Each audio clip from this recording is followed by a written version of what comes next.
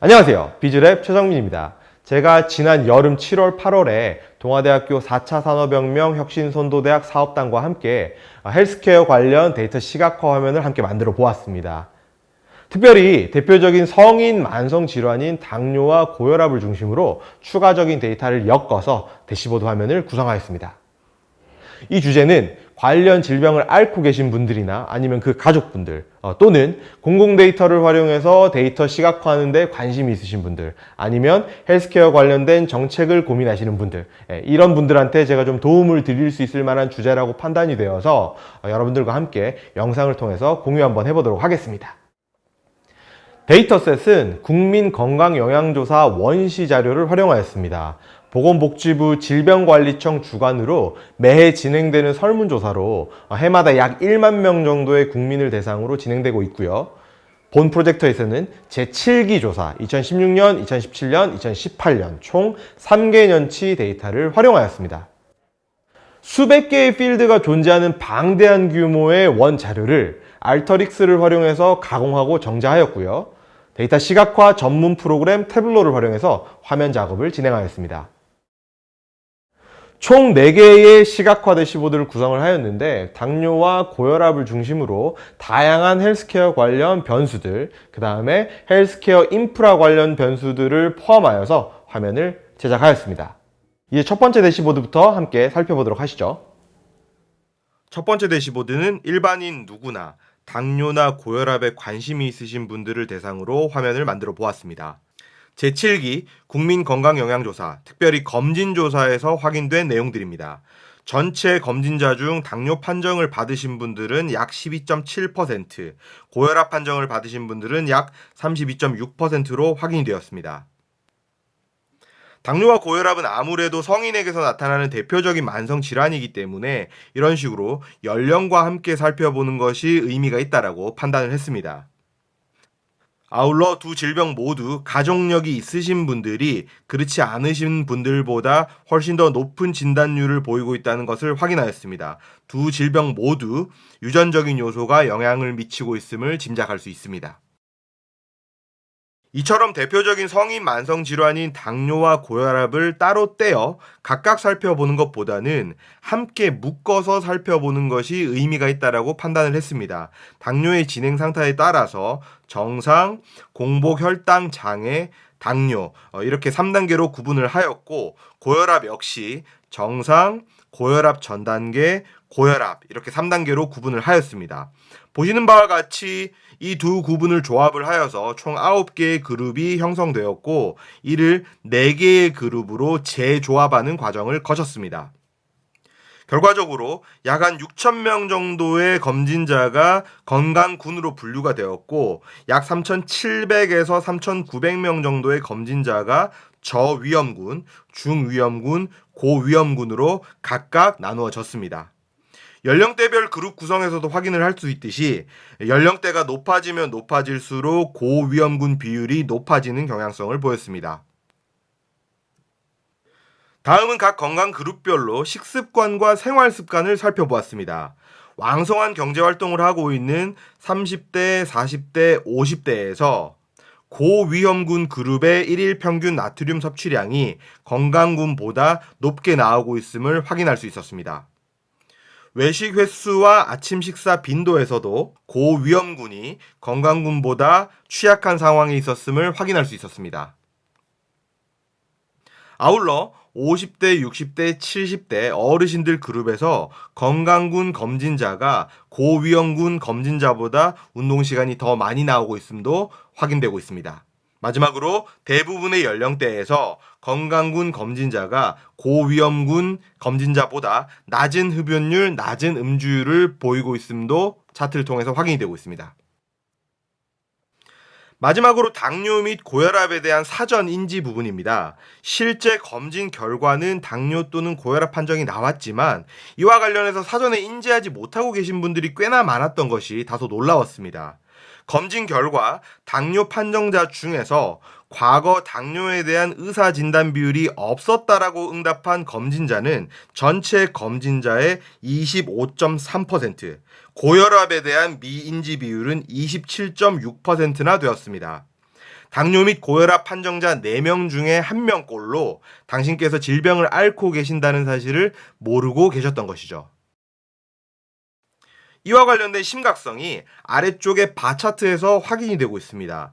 회색 바는 당뇨 또는 고혈압을 앓고 계시지만 이미 인지하고 계신 분들의 평균 수치를 나타내고 있고, 노란색 또는 붉은색 바 같은 경우에는 진단은 받으셨지만 사전에 인지하지 못하고 계셨던 분들의 평균 수치를 보여주고 있습니다. 공복 혈당의 경우에는 두 그룹 모두 당뇨 판정 기준인 126을 넘어서고 있지만 미인지 그룹에서 공복 혈당 수치가 조금 더 높게 나오고 있습니다. 고혈압의 경우에는 조금 더 위험해 보이는데요. 고혈압 사전 인지 그룹에서는 운동이나 음식, 생활 습관 등의 관리를 통해서 수축기 혈압을 효과적으로 제어하고 있는 것처럼 보입니다. 그러나 미인지 그룹에서는 수축기 혈압이 고혈압 판정 기준 140보다 높게 나오고 있어서 적절한 관리가 이루어지지 못하고 있는 것이 아닌가 우려를 낳고 있습니다. 지금까지 당뇨 및 고혈압 환자들을 그룹별로 분류를 해서 거시적인 관점에서 그 경향성을 살펴봤다라고 한다면은, 이제 두 번째 대시보드에서는 설문응답자 한 사람 한 사람 개인을 중심으로 당뇨 및 고혈압 관련 건강 상태를 한번 체크해 보도록 하겠습니다. 첫 번째 대시보드가 당뇨 및 고혈압의 전반적인 현황을 보여주는 큰 그림이었다라고 하면, 이제부터 살펴볼 두 번째 대시보드는 한 사람 한 사람 개인의 건강 상태에 초점을 맞춘 개인 건강 프로파일 화면입니다. 왼쪽 상단에 있는 아이디 선택 박스를 통해서 검진자 개개인을 선택할 수 있습니다. 현재 화면에 나타난 서울에 계시는 76세 남성 어르신은 고혈압 가족력은 있지만 당뇨는 가족력이 없으신 분이십니다. 이분은 검진조사에서 당뇨와 고혈압을 모두 앓고 계신다는 판정을 받았고요. 하지만 당뇨에 대해서는 과거에 의사 판정을 받은 적이 없다라고 응답하신 반면 고혈압에 대해서는 사전에 인지를 하고 계셨습니다. 현재 보이는 4개의 차트는 당뇨 및 고혈압 진단자 또는 진행 단계에 계신 분들의 주요 매트릭 분포입니다. 당뇨 또는 고혈압 진단자 대비해서 이 어르신의 주요 지표가 어느 정도 수준에 위치해 있는지를 확인할 수 있습니다. 이 어르신께서는 당뇨에 대해서 사전 인지를 못하고 계셨었는데 공복 혈당이나 당 혈화색소 같은 지표가 진단자 전체 평균 대비 꽤나 높은 수치로 확인이 되고 있습니다. 아래쪽은 이 어르신의 식습관이나 생활 습관에 대한 정보가 나와 있습니다. 외식은 월 1회에서 3회 정도로 비교적 적은 편이시고 아침 식사 또한 거르지 않으시고 꾸준히 하고 계십니다. 일일 나트륨 섭취량 같은 경우에도 그렇게 높은 편은 아니죠. 그 다음에 운동 또한 한 주에 약 한 120분에서 180분, 2시간 내지 3시간 정도를 하고 계실 만큼 건강관리를 꾸준히 잘 하고 계신 것으로 보입니다. 마지막으로 술은 드시지만 흡연을 하지 않으시는 것으로 확인이 되고 있습니다. 종합적으로 봤을 때 당뇨에 대한 인지를 충분히 하지 못하고 계셔서 약간의 우려가 있지만 당신의 고혈압을 정확히 인지하시고 좋은 식습관, 생활 습관을 꾸준히 이어나가고 계시다, 이렇게 판단할 수 있을 것 같습니다. 이런 방식으로 개인의 당뇨 및 고혈압 관련 건강 요소를 꾸준히 체크하고 트래킹을 할 수 있다면 전문가분들 아니면은 관련 종사자분들이 조금 더 효율적으로 개인의 건강 상태를 팔로우업 하는데 분명 도움이 될 것입니다. 이제 다음 세 번째 대시보드로 함께 넘어가 보도록 하겠습니다. 앞서 살펴본 두 개의 대시보드에서는 일반인 또는 개인의 건강 프로파일을 챙겨야 하는 전문가, 관련 업계 종사자분들을 잠재적인 엔드 유저로 상정을 했었습니다. 지금부터 살펴볼 세 번째, 네 번째 대시보드는 헬스케어 관련 정책을 입안하시는 분들을 오디언스로 두고 화면을 제작하였습니다. 먼저 세 번째 화면은 17개 광역지자체 단위에서의 주요 지표 비교입니다.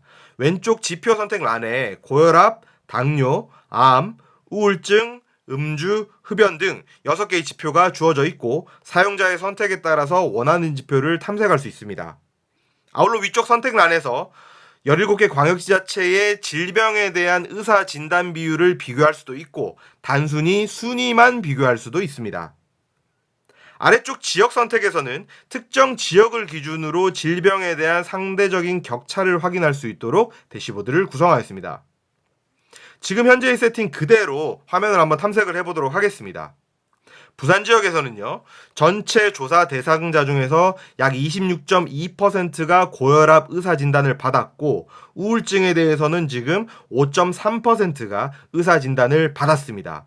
왼쪽으로 가면 왼쪽으로 갈수록 해당 질병에 대해서 건강한 지역이고, 오른쪽으로 가면 오른쪽으로 갈수록 해당 질병에 대해서 건강하지 못한 지역을 의미합니다.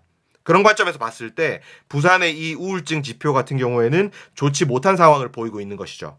여기에서 비율을 순위로 한번 바꿔보면은 부산의 우울증 지표 순위는 총 17개의 광역지자체 중에서 현재 15위에 그치고 있습니다. 우울증 측면에서만 봤을 때 부산은 그렇게 건강하지 못한 지역이다라는 것을 의미하고 있는 것이죠.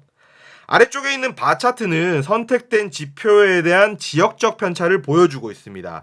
현재는 고혈압이 선택이 되어 있는데요. 부산은 지금 한가운데를 기준으로 봤을 때 조금 왼쪽으로 치우친 지점에 위치해 있습니다. 부산보다 왼쪽에 있는 지자체들은 부산보다 고혈압 의사진단 비율이 높은 지역들이고요. 부산보다 오른쪽에 있는 지역들은 부산보다 고혈압 의사진단 비율이 낮은 지역들입니다. 그래서 부산을 기준으로 봤을 때 고혈압 관련 건강 상태가 부산보다 나쁜 지역들, 이 왼쪽에 있는 지역들이겠죠. 이 지역들보다 좋은 지역들이 조금 더 많이 나오고 있음을 확인할 수 있습니다. 여기에서 지역 선택을 이렇게 경기도로 바꿔주게 되면은 경기도는 지금 여기에 있죠. 그래서 경기도는 비교적 고혈압 관련 건강 상태가 좋은 지역이다라는 것이 한눈에 확인이 되는 것이죠. 다시 지역을 제가 부산으로 돌린 이후에 우측 하단에 있는 이 마지막 차트를 한번 검토해 보도록 하겠습니다.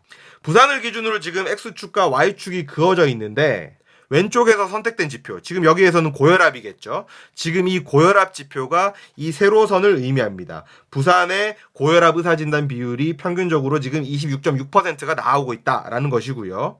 따라서 부산보다 고혈압 의사진단 비율이 높은 도시들이 지금 부산보다 오른쪽에 나와 있고, 부산보다 고혈압 의사진단 비율이 낮은 도시들이 왼쪽에 분포해 있습니다. 여기 가로로 그어져 있는 9.3% 선은 셀렉트 박스에서 선택된 비교 지표를 의미합니다. 여기에서는 현재 당뇨로 선택이 되어 있는 것이죠.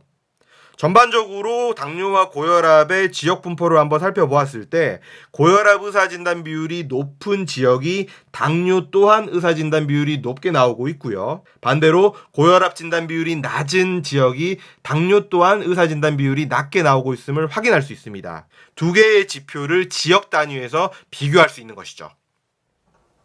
지금까지 살펴본 세 번째 대시보드 화면에서는 17개 광역 지자체 단위에서 주요 질병들을 분석해 보았습니다. 이번에는 조금 더 깊은 레벨에서 부산시라는 어떤 특정 지역의 행정동을 중심으로 질병의 현황과 건강 인프라 현황을 구분하여서 지수화한 결과를 살펴보도록 하겠습니다. 이제 마지막 대시보드에서는 조금 더 세부적으로 들어가 보도록 하겠습니다. 부산시의 행정동 단위에서 질병 관련 지표들과 헬스케어 인프라 관련 지표들을 종합적으로 살펴보겠습니다. 우측에 이렇게 알록달록하게 육각형 모양으로 조합되어 있는 이 부분이 부산시의 전체 지도입니다.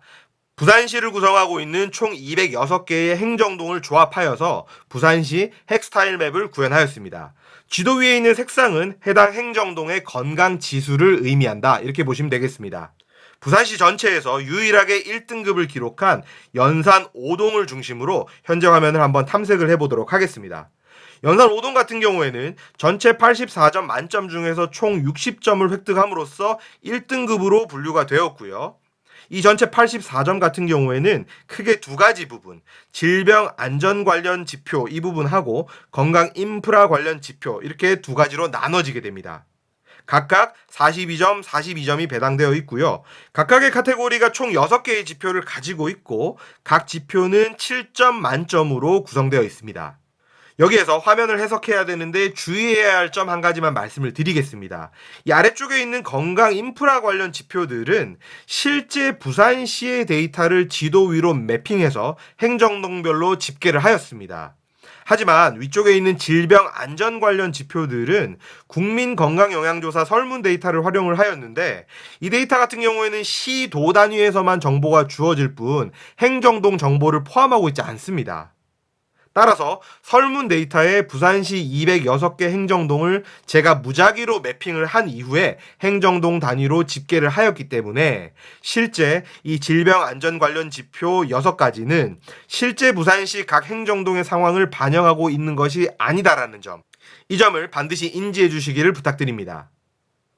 그럼에도 불구하고 이렇게 임의로 행정동을 매핑을 해서 사용을 했었던 이유는 실제로 데이터만 주어진다면 태블로를 활용을 해서 이런 식으로 구현이 가능하다라는 것을, 그 가능성을 한번 보여드리고 싶었기 때문입니다.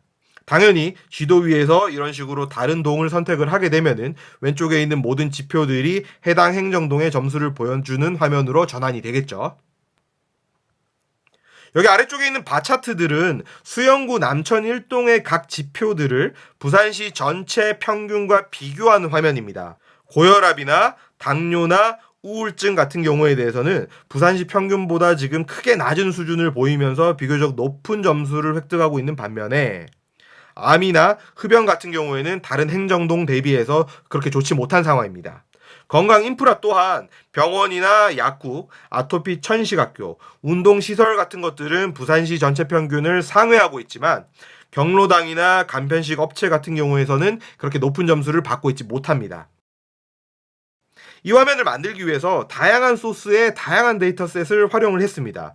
여기 있는 데이터 원본 아이콘을 한번 눌러보게 되면은 활용된 데이터세트의 출처를 확인하실 수 있으시고요. 12개나 되는 이 변수에 대한 구체적인 설명에 대해서는 오른쪽에 있는 변수 설명 아이콘을 참고하실 수 있으십니다. 마지막으로 각 변수에 대해서 어떻게 점수를 배분했는지, 점수화된 지표를 어떻게 엮어서 하나의 지수로 종합하였는지에 대한 설명 또한 제가 우측에 상세하게 풀어두었으니 필요에 따라 참고하실 수 있겠습니다. 지금까지 동아대학교 4차 산업혁명 혁신선도대학 사업단과 함께 만들어본 헬스케어 데이터 시각화 화면 4가지를 함께 살펴보았습니다. 수백 개의 필드를 가지고 있는 방대한 데이터 세트에서 의미 있는 필드들을 선별을 하고 데이터가 가진 한계를 보완하기 위해서 알터릭스를 활용해서 데이터를 가공하고 또 의미 있는 스토리를 뽑아내기 위해서 태블로 화면을 기획하고 제작하는 전 과정을 거쳐서 최종 결과물을 만들어냈습니다. 사실 이 화면들을 만들기 위해서 활용했던 데이터 세트들은 특정 누군가가 베타적으로 소유하고 있는 유료 데이터가 아닙니다. 최근에 이제 정부기관을 중심으로 다양하게 공개가 되고 있는 마이크로 원시 데이터, 그리고 누구나 쉽게 접근할 수 있는 공공 데이터를 적절하게 결합을 해서 의미 있는 결과를 한번 도출해 보았습니다. 이처럼 누구나 의지만 있고 약간의 태블로 활용 능력만 갖추고 있다라고 한다면은 자신만의 유니크한 데이터 스토리텔링을 만들어내실 수 있습니다. 태블로를 활용한 데이터 시각화에 관심이 있으신 분들은 아래 이메일 주소로 연락을 주시면 우리가 함께 더 디스커션을 해볼 수 있을 것 같습니다. 장시간 동안 시청해주셔서 감사합니다. 지금까지 비즈랩 최정민이었습니다. 고맙습니다.